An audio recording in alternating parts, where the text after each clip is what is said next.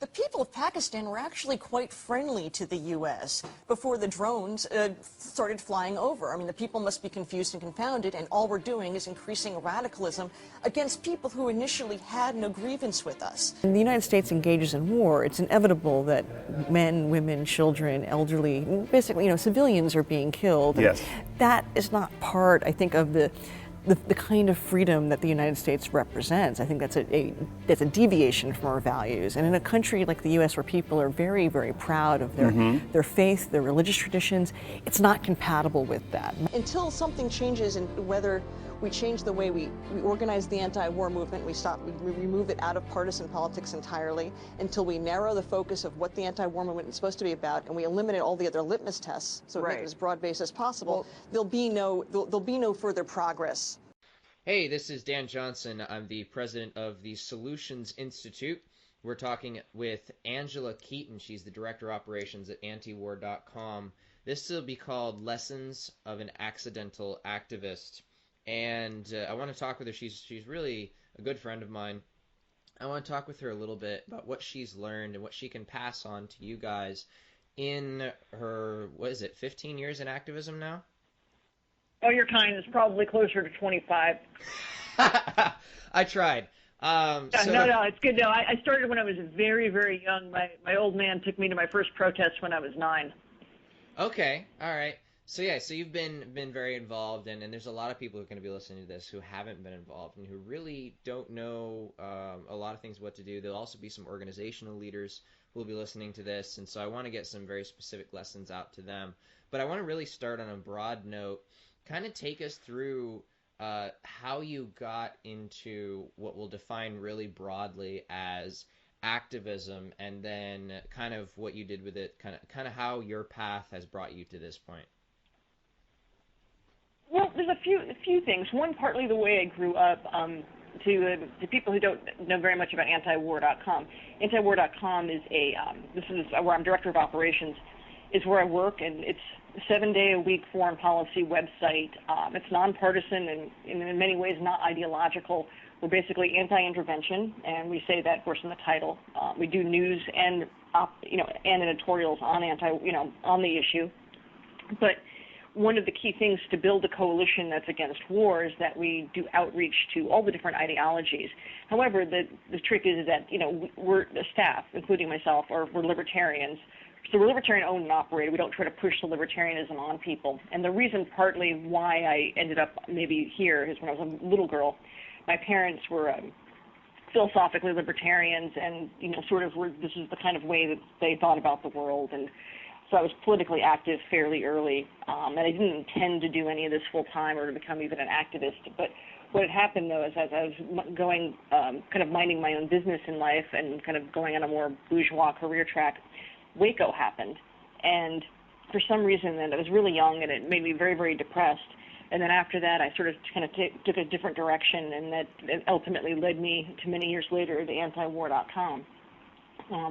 Basically issues of, violence, power, centralized authority, leading to the destruction of others. So that's kind of why I do what I do.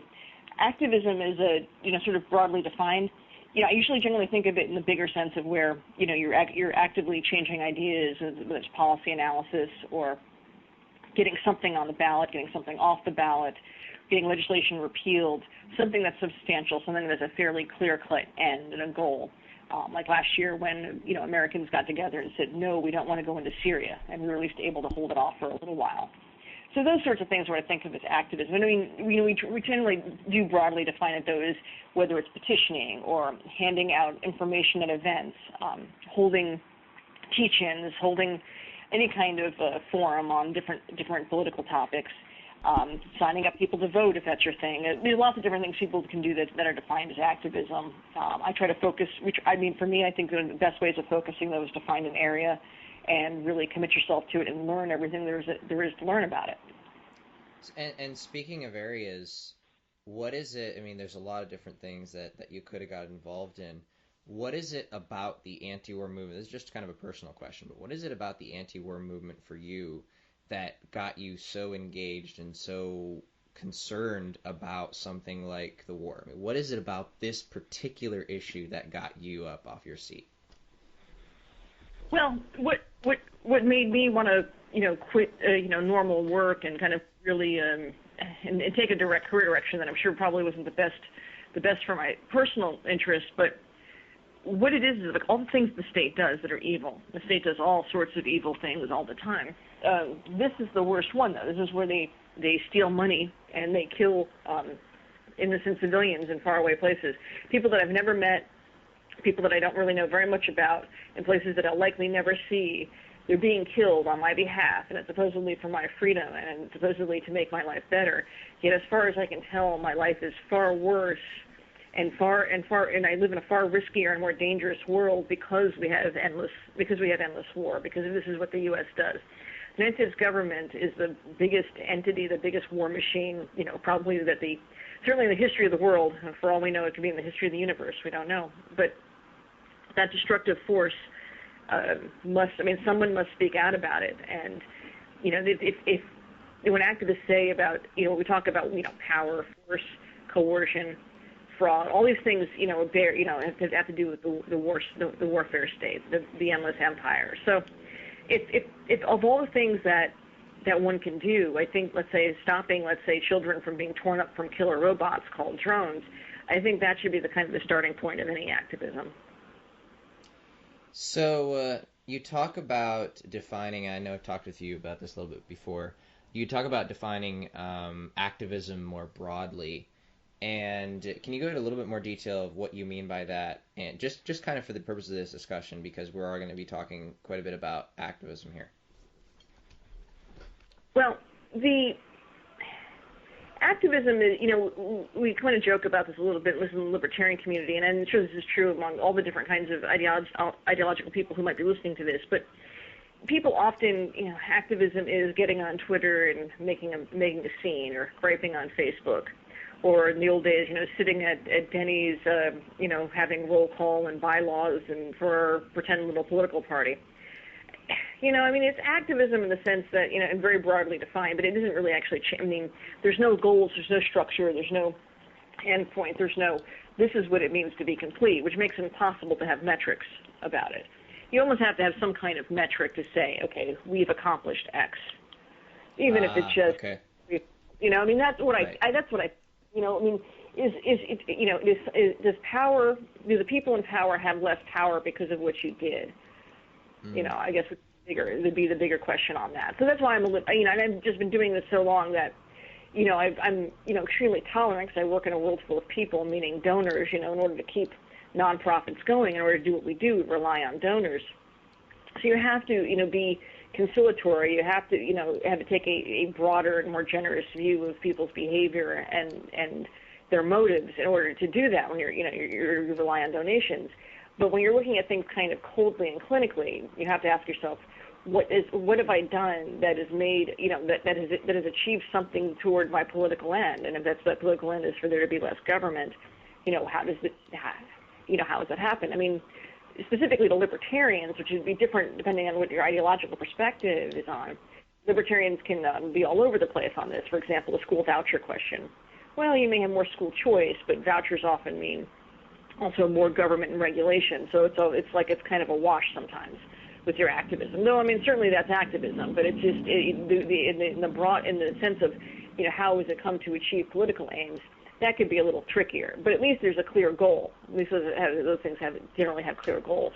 For example, decriminalization of marijuana is often meant regulation of marijuana.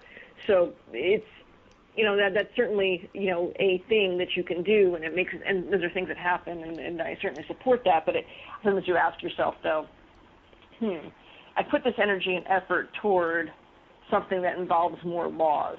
So that sometimes I think can be, so when you think about what it is you're doing as an activist, it has to be things that definitely are one that, ultimately benefits you and, that you can be, pleased and proud of, because there's no money or glory in activism.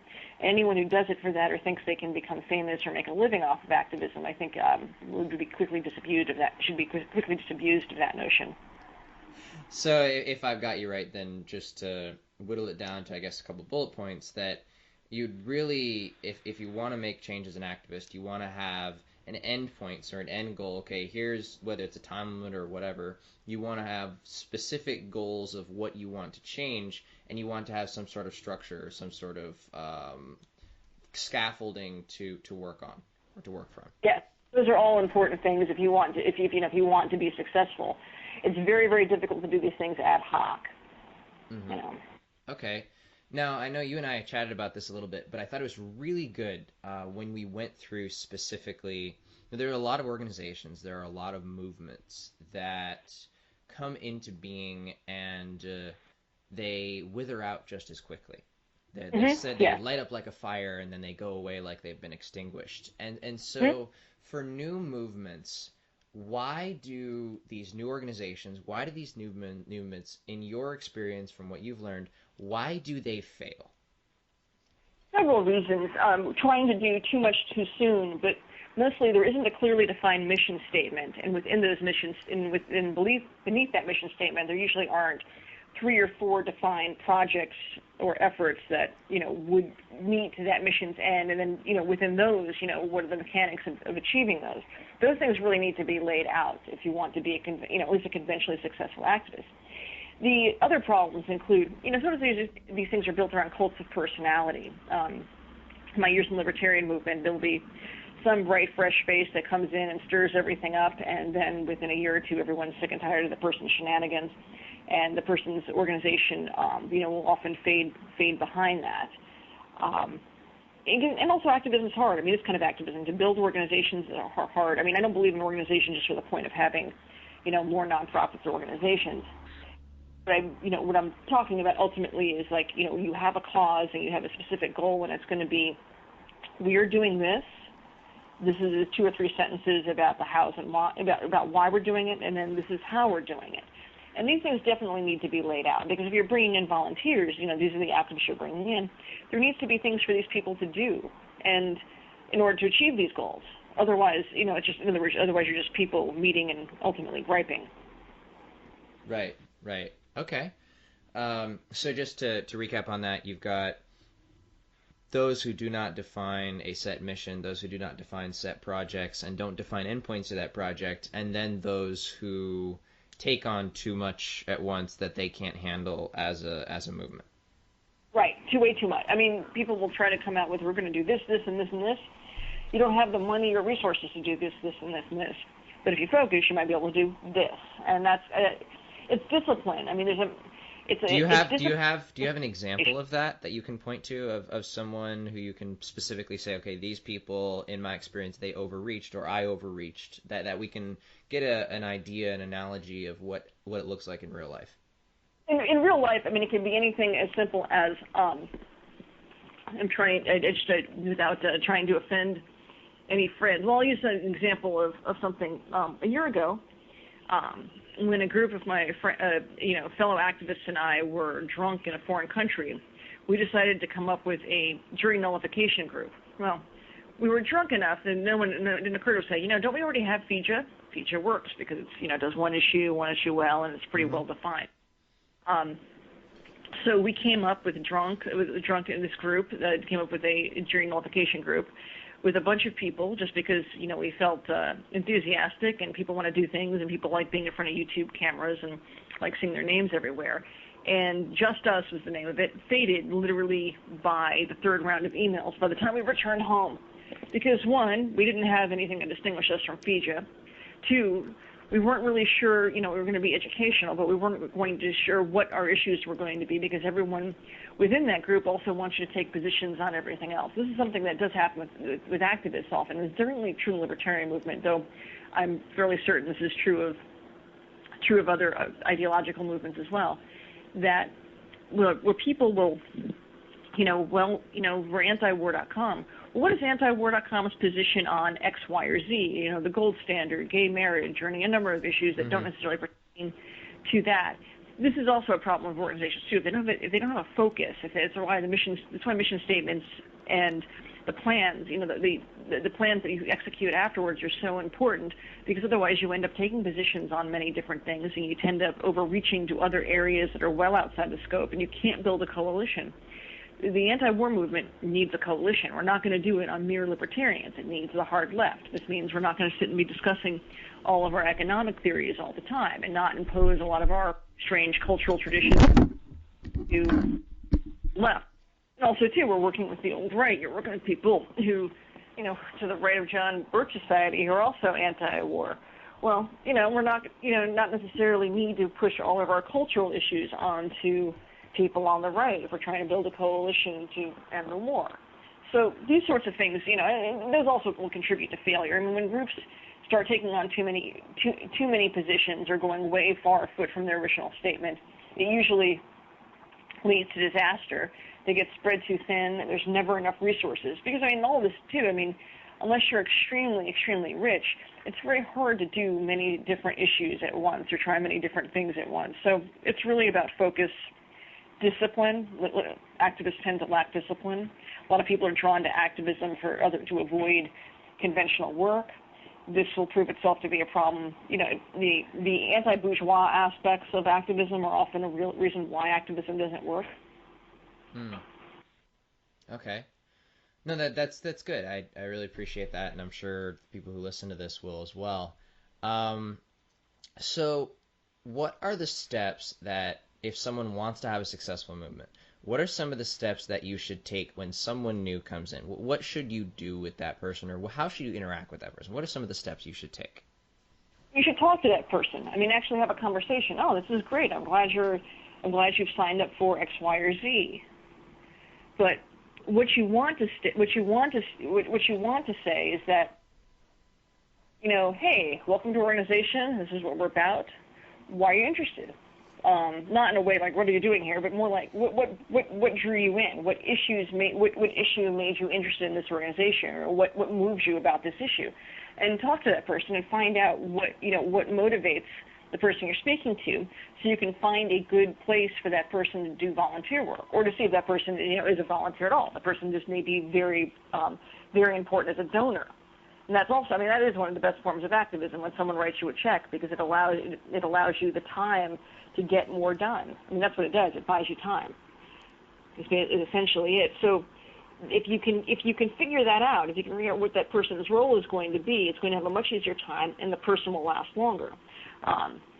If you put a very gregarious person in a closet with a big stack of envelopes and say stuff these envelopes, you're going to get a high rate of boredom and failure. But an introvert like myself would love to sit there and stuff the envelopes all day quietly, because it's activism I can do that doesn't involve me going out and talking to people with a clipboard. But the gregarious person is probably great for petitioning and signing people up for this project or that project. So those are the things you need to look at. You look at the personality, look at the motivations, and you're going to get all kinds of people, and you're going to have to learn to work with all kinds of people. And that includes people with some wacky ideas, with some not so wacky ideas, people who are kind of square. But you have to learn how to work with all of them in order to have your organization be successful. You can't just have one type of person. Libertarian movement, I use that as an example because that's where I'm starting from, has at different times tried to, look for one kind of person, or purge that kind of person. You don't have enough numbers. You just simply don't have enough numbers to be picky in that sense. What you're looking at is, can the person execute? Can the person perform? And if the person do that with a minimal amount of human activist drama, then you've got a good volunteer. Okay, great. So talking about motivating this person, what are some rewards for keeping people motivated that actually work? It's, you really make your praise worth something by not constantly being full of praise and enthusiasm every minute of the day. That kind of cheerleading personality can get one tiresome, but people won't take your praise seriously if you overdo it. People won't they will assume that you're basically saying that just out of being polite. So it's important to really praise people who do the good hard work. And then also, too, one of the ways of motivating people is to get to engage them is to give them a role that's more semi-permanent, like a title in an organization, like membership chair, for example. That can be a title for someone who's doing a lot of work on that. If volunteers who are going to be permanent or stick around, you give them a title, it gives them a focus. It lets people know this person has, is capable and has done things in the past and will be doing things in the future. So that's important. On the other side of this, and this is, kind of looking at all the possibilities, you regularly will bring in people who are disruptive or just too weird to be worked with, and that happens. That's part of life. You don't have to be jerky about it. But the line that's attributed to Murray Rothbard in the comic novel usually begins with Ayn Rand, and I recommend if you're a libertarian or non-libertarian, it's actually a really funny book to read that. But Rothbard says, you don't need to take every piece of crap, as is not the word he used, off the street. You do have to have a little bit of discernment. You can't take in all comers. You can't take in absolutely everybody. You have to be a little bit, intelligent about, if somebody is constantly disruptive or constantly just behaving in ways that are too socially inappropriate, where it's going to drive off other volunteers. Gently figuring out ways to phase in the person out. And you also can say too, you can't hang around here anymore. And it's okay. You have to do that sometimes. You have to, you have to draw lines, because otherwise it becomes very unpleasant for everyone else, and it's going to be hard to draw in the kind of people who are going to get the work done. And that's the issue. You want to have people who are capable of getting the work done. Right. Okay. So a couple more questions. Number one, this is very interesting. I've seen it pop up several times. There's a real conflict among activists about voting. What do you think about voting? I don't do that. Okay. That's me personally. I don't participate in that. My thoughts and feelings on that are pretty much standard issue anarchist on that. However, there's all kinds of different means to an end. People can vote in self-defense. They can vote on an issue which doesn't involve a person. If you're voting on, let's say, on something that's going to free or decriminalize something, you can make a case for that. I realize people from all different ideologies are listening to this, so I don't want to be necessarily touting my particular line. But basically, do what you think is ethically reasonable, and B, what are the ends to it? I'm not going to vote for more regulation, or I'm not going to vote that's going in any way that's going to end someone's rights. The whole issue really with voting is you're talking about power exchanges and property, because it's always what you're voting on is who gets power, and that's it's on basically every time you push down a chat or however they do voting ballots now. But what you decide to do has to be based on something ethical, and then something politically pragmatic. What's the end? Why am I voting for this, and what am I hoping to achieve? Those questions you should ask yourself. It should not be some kind of mindless act. It's too much of a pain in the neck to vote if it's going to be a mindless act. And in many, many cases, your vote is not statistically significant or otherwise significant. So why waste one's time unless you're really clear on what it is you're trying to do? Okay, that makes sense. And last question, and this is something I'd like you to take at least a couple minutes on: burnout. Why does it happen? What are some of the signs that someone can look for? And just generally, let's talk about burnout, because it's one of those behind the closet, undiscussed topics among activists that you just kind of do it till you drop. So let's discuss burnout. What are some interesting things you have to say on that? Well, I've been burnt out before. Part of it is that if for people who work, very few people make a living as an activist. There are field organizers and people who do that sort of petitioning work full time, but most part, the people who are called activists are usually administrators or workers for a nonprofit organization.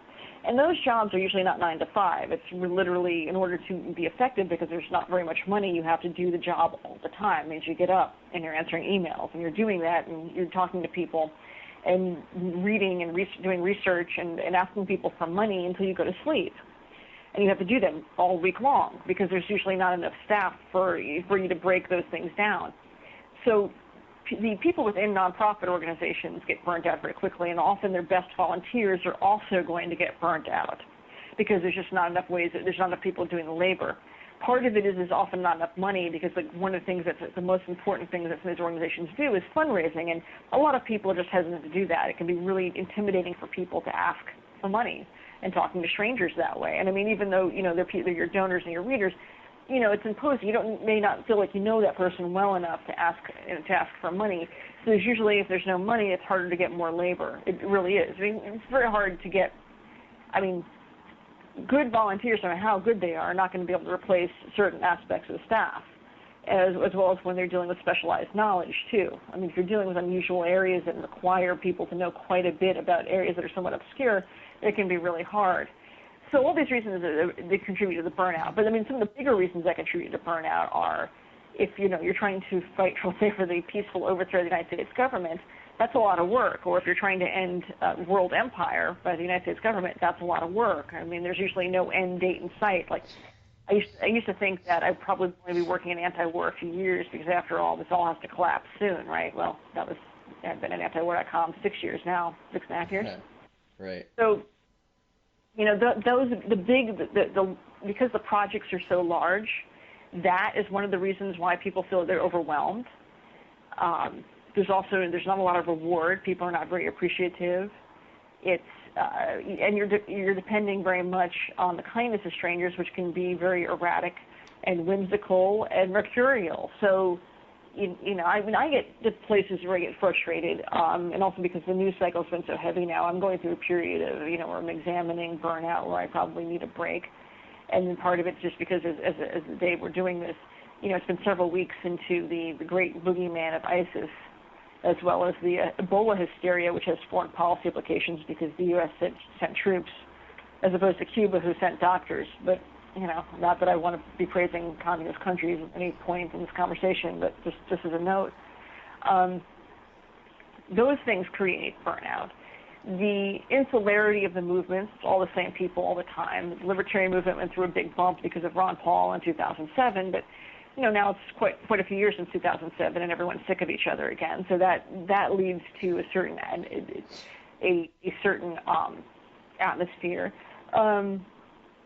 What also leads to activist burnout is the promises made by movement leaders. A lot of people are in movement leadership, both the old guard of movement leadership as well as a lot of the new guard of new activism that's been, using the libertarian movement specifically, but this can apply elsewhere, is that when organizations make promises, whether it's events or goals, and they consistently can't come through, volunteers will get tired very quickly. It makes them feel defeated. If an organization an event has to be moved 3 different times, 3 different locations, people are going to get tired and lose faith, and they're going to be less inclined to help out, and certainly less inclined to give you money. Right. Political campaigns, people running for office, one of the problems that I see in activism in terms of the pathology within the culture that leads to burnout is you have a class of people who consistently run for office, and that's replaced whatever day job they have. So basically they're living off of constantly asking others for donations for campaigns, and most of these campaigns do not have any potential of going anywhere. And even if they do, if they're on the lowest levels, people have a tendency to sell out the power immediately. And I say sell out, I'm even implying that there's even any money involved, but there's usually not. There's usually just pressure. With the libertarian movement, usually if a libertarian gets elected to local office, within 2 years that person will be voting for things that increase government. It's almost inevitable because a lot of people just don't have the kind of personality type that's going to stand up to that kind of peer pressure, and everyone wants to be, quote, loved, I'm using that in quote, quote, and respected at any cost, even if it's at the cost of their principles. So these things create the burnout. Having a professional activist culture where people are constantly asking for money, this often happens in situations where people are getting arrested fairly often. That can be handled really well I think in the Free State Project that's actually handled really well, but I've seen other parts of the country where that's handled less well. And if you're constantly throwing rent parties and other things to raise money for people who are getting arrested, and I do believe in confrontation of the police state, but it's a lot to ask everyone to be financing these actions. So all these things contribute to that. So lack of stability, lack of follow through. Spreading oneself too thin. Also, overexposure. People get tired of hearing the same voices over and over again. They want to hear new, fresh voices, and they want other people to get in the spotlight. Especially a lot of good activists who do good work who don't necessarily their work that's not as well publicized. That will burn people out. So these are all things that lead to that. The ways of undoing it, each person kind of has to look into him or herself to figure that out. Sometimes people just need a break. And that means a break, too, from things like social networking, because really for me, as far as I'm concerned, the only use for social networking is for activism. I don't really wish to share with the whole libertarian world or the whole Twitter world at large what I had for lunch. But this is, and part of the reason, too, you have to think about the kind of personalities that get involved in activism. When I say pathology, there's a lot of people who just want to avoid conventional work, so they've gone into activism to avoid having to answer to a boss or pay taxes or whatever the particular thing is. I certainly can appreciate not wanting to pay taxes and to do your own thing. But, there's certain, basic challenges that we have to meet in modern life, and that's one that we learn to take care of ourselves to the best of our abilities. And this can get masked in a world where people are constantly asking people for money for different things, or just to, go from event to event to hand out paperwork or hand out flyers or whatnot. All these things can be important, but it's better. It would be probably a better thing if more people did fewer things. So, in other words, we had a larger base of volunteers, perhaps, with people doing fewer things and focusing a little more on quality as opposed to quantity.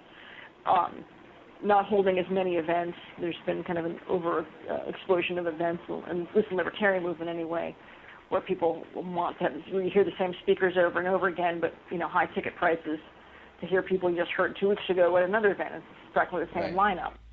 All these things that there's not a lot of actual need for people to really run for office apart from keeping if you're in a third party, keeping your ballot status. There isn't probably a need to have every single month all over the country with the same people. Maybe we'll figure this out, maybe we won't, but I see all these things contributing to factors, I meant to mention the cult of personalities. There's always somebody who comes in the libertarian movement and takes it by storm for a few weeks, and it's easier, especially in a movement that's mostly that is mostly males, if it's an attractive young female, and then all you hear about is this woman for months and months and months, and after, lots of money has been given and so on, what did we have as a result? Nothing, but you got a YouTube celebrity. It's not, in other words, activism wasn't increased, but, in other words, we need to get away from the cult of personalities, focus a little bit more on the work. That's why, as much as I really respect Ron Paul as one of my favorite anti-war activists, I don't make it about, let's say, Ron Paul or any other particular figure. And I certainly don't, in antiwar.com, we do not get involved in elections. We don't endorse candidates. We talk to people. We'll do what's appropriate in terms of calls to action to get people to call their congressman or woman about Syria and so on. But we're not there to, let's say, promote the career of Rand Paul or any of these particular people. We don't want to be responsible for all the different thoughts and actions and opinions of one person. And political movements need to think about that too. When the goal is to decriminalize marijuana, we don't need a marijuana god. What we need are hard workers. The workhorse versus show horse distinction. It makes a lot more sense. After lots of years of activism, and social networking and alternative media has definitely created sort of this problem where you've got a lot of celebrities, and I'm not sure we're any freer for it. Gotcha. And so throwing a bonus question at you, if there's one online tool that activists could use that make their life a heck of a lot easier, what would you pick? Probably the NSA's favorite calendar, Google Calendar. Why is that? I think the Google Calendar, because most people have some access to Gmail, is that what was I trying to say? You want people that calendars. I think people are visual. You have a calendar. It has, it can send reminders to people's phones, to their email, something that pops up on their screen.